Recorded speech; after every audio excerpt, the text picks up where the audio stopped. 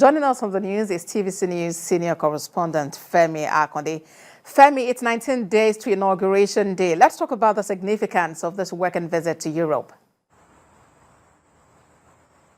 Yes, Ambassador, well, this working visit to Europe also, it's an indication of the level of preparedness of on the part of the president-elect, Asiwaju Bola Tinubu. You know, in previous interviews, he had said that as soon as he's sworn in on the 29th of May, he's going to hit the ground running. And looking at the lineup of activities during his working visit to Europe, the kind of engagement he'll be having also goes a long way to show the kind of development, the kind of developmental strides that his administration might be able to achieve as soon as they are sworn in on the 29th of May. We know that Asiwaju Bola Tinubu has always talked about improving Nigeria's volume of global trade, partnering with other developed countries. He has also talked about competing in Europe in terms of supplying gas to European countries. He talked about competing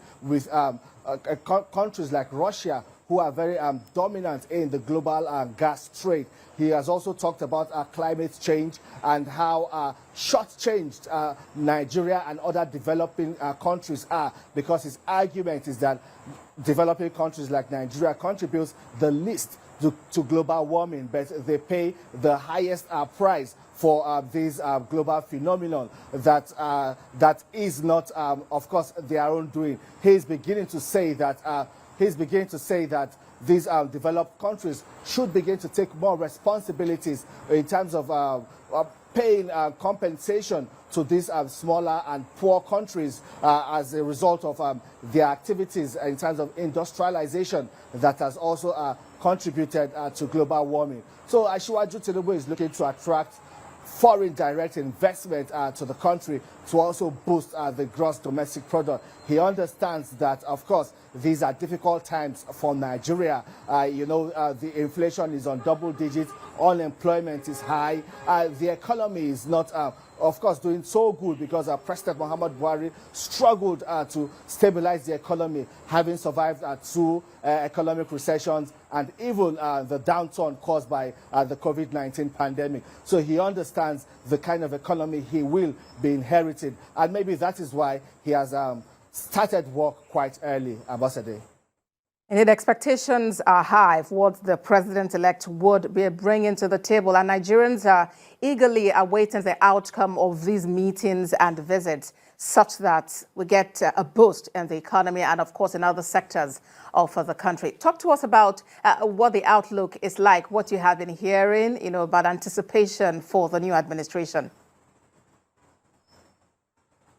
Well, there has been so much flying around. We have seen fake lists of people that would make up Asiwaju Bola Tinubu's cabinet. The interest in the incoming administration is so high, considering how highly contested, of course, the presidential election was. A lot of people are interested to know how Asiwaju Tinubu plans to form his cabinet. People that will make up that cabinet, the roles some of them will be playing. But his team has come out to distance themselves from all kinds of lists being circulated, ministerial lists and all of that, making rounds on the social media. They have distanced themselves from it. Indeed, what Asiwaju Bola Tinubu is traveling to Europe to do, one of those things is going to Europe to do, will also be to strategize and consult, especially as he intends to build a formidable team that will drive the growth and development project of Nigeria.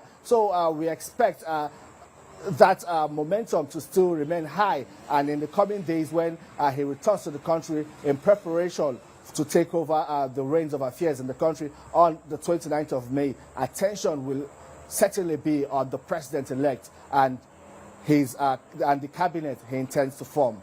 Ambassador. Femi, thank you very much for that update. Femi Akande is our senior correspondent.